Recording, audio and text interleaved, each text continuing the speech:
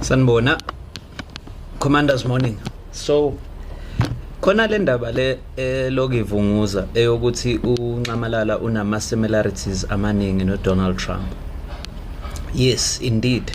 Akhona wona ama similarities, and there's a reason why people will sort of, I get why abantu bezomfanisa uNcamalala noDonald Trump, but they're not really alike, and they're not alike kulezi zinto vele ibalekile, of which is the reason why ngithanda ukuthi abantu ngebawonishe ngokuthi besupporte uDonald Trump ngenhliziyo zabo zonke.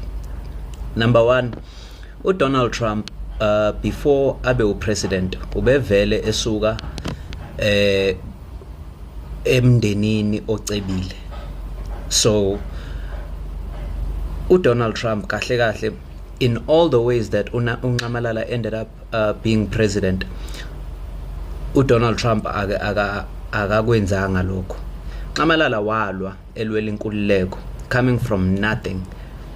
He decided to join ANC at the age of 17. Only it was actually it was around 15 ngoba at the age of 17 wayese kwi ANC already. So as understand ukuthi that is one thing, that's the first thing that's different ngoNcamalala no Donald Trump, ukuthi lo usuke emalini. uNcamalala wajoyina umzabalazo walwela inkululeko yabantu abamnyama. Donald Trump akaze elwele lutho. That's the first thing. Futhi babe nemali kubo, which could have been ezinye zeindlela agcine ethola ngayo isikhundla esithize kwi-government noma kwi-governance yezo. Okwesibili, kumele ni understand ukuthi just like abantu abamhlophe beyi-majority e-USA, nala e-South Africa abantu abamnyama beyi-majority,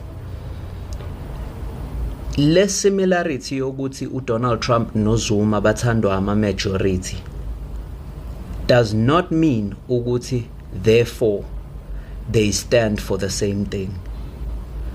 uZuma stands for the majority because the majority has been oppressed and the majority has been declined i-participation kwilokuzana kuma-finances ezwe nakho nomhlaba wabo nokutrade nazo zonke lezo zinto lezo. There are a lot of things that thina besinqatshela ukuthi sizenze by our oppressors. uDonald Trump akaze yena experience lokho. uDonald Trump futhi uthandwa i-majority because he is blatantly racist.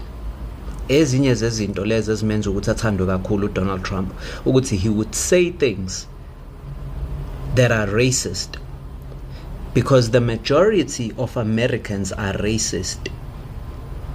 Bemthanda uDonald Trump ukuthi lo muntu ukwazi ukusho izinto thina esizokwazi ukuthi sipersecute for zona, but yena aka-persecute for zona. And that's a completely different case from uZuma.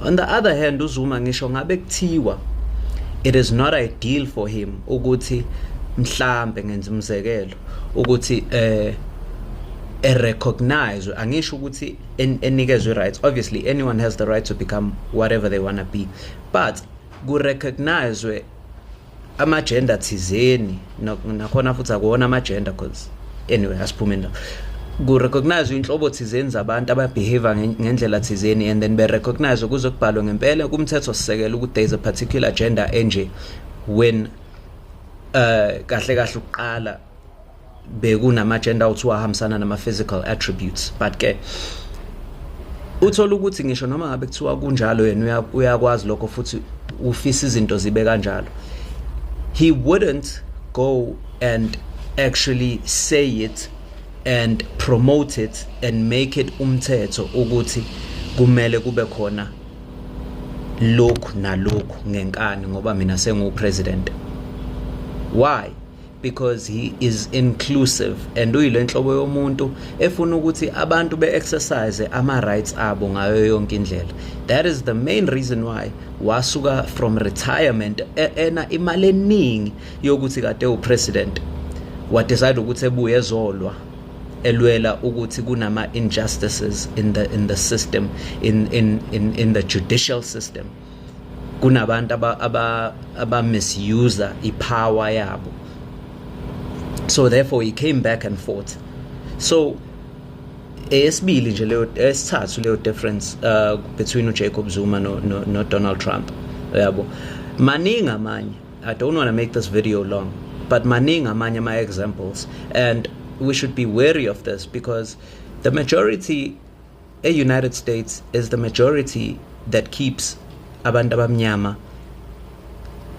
subjugated to racism and belokuzana benganikezwa ama-rights are equal, just like it's happening here, but the difference is leyo nto yenziwa i-minority. And therefore uJacob Zuma noNcamalala are fighting for two different causes. So let's not get that twisted.